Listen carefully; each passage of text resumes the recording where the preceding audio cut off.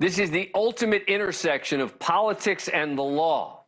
Joining me now, Tom Dupree, former Principal Deputy Assistant Attorney General for the Justice Department under President George W. Bush, and Michael Cohen, former Vice President of the Trump Organization, longtime personal attorney for former President Trump.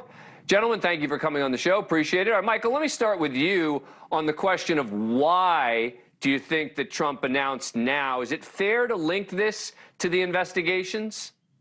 Well, I think he knows, despite what maybe a handful of really bad attorneys may be telling him, that this will stay the course of all of the prosecution. I think it's something a little different. I think it's the direct result of all of the favorability, for example, coming to other potential candidates like Ron DeSantis. And I think his attempt at this early unprecedented presidential announcement was really to try to clear the Republican field for himself, because he knows that if he goes against others like Ron DeSantis in a primary, chances are that he would lose that as well. So more purely political than focused on the investigations. Tom Dupree, let's settle the legal question here. Is there any impact on the Attorney General to the fact that he's now a candidate for president? In a word, Dan, no. I don't think this is going to have any effect one way or the other on the judgment that will be made by Merrick Garland and his deputies and presumably President Biden as to whether they actually want to continue investigating and ultimately potentially prosecuting former President Trump. Look, these are DOJ officials. These are career prosecutors. They've been talking to witnesses. They've been gathering evidence. They're trying to make a prosecutorial judgment at the end of the day. And I think the fact that Donald Trump has announced his candidacy isn't going to affect him at all. I think they're going to look up, see the TV screen, and get right back to work. But what about the possibility, for example, of a special counsel? And again, I think this is a little bit overstated, because what people don't realize, a lot of them, is that the special counsel still reports to the Attorney General. So it's not like an independent counsel. It would still be. But the idea behind that is to sort of try and take the politics out of it. There's been some reporting that that's being considered. Do you think that this kind of announcement could pressure the Attorney General to say, yeah, you know what, maybe we should bring someone on the outside in, or you think it's just too late for that?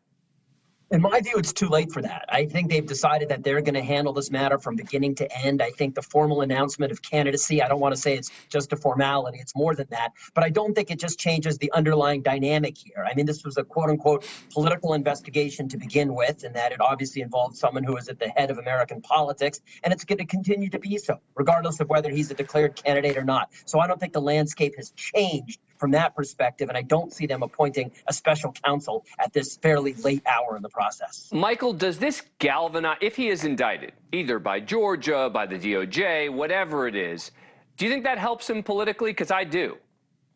No, I don't. Okay, tell me what I believe. Yeah, so what I believe is that at the end of the day, he will still have his MAGA supporters, but even those supporters are beginning to wane from the nonsense and the chaos and the divisiveness, believe it or not. And they could get behind somebody else and then just say, you know what, Donald had his time, he had his chance, it didn't work out. I think it's time for us also to move on. That's why you see his favorability numbers plummeting day after day. And as more and more of these cases start to come to fruition, more information is revealed to the American public, I believe that there will be more and more people leaving the MAGA camp and returning back to the Republican camp.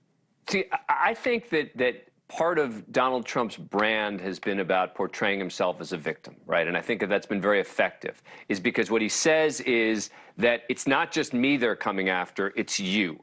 And let me play a little bit of sound from last night where he talks about this particular issue, and then I'm going to come back to you guys. The gravest threats to our civilization are not from abroad, but from within.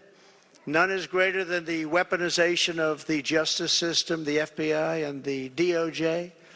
We must conduct a top-to-bottom overhaul to clean out the festering rot and corruption of Washington, D.C. I'm a victim, I will tell you.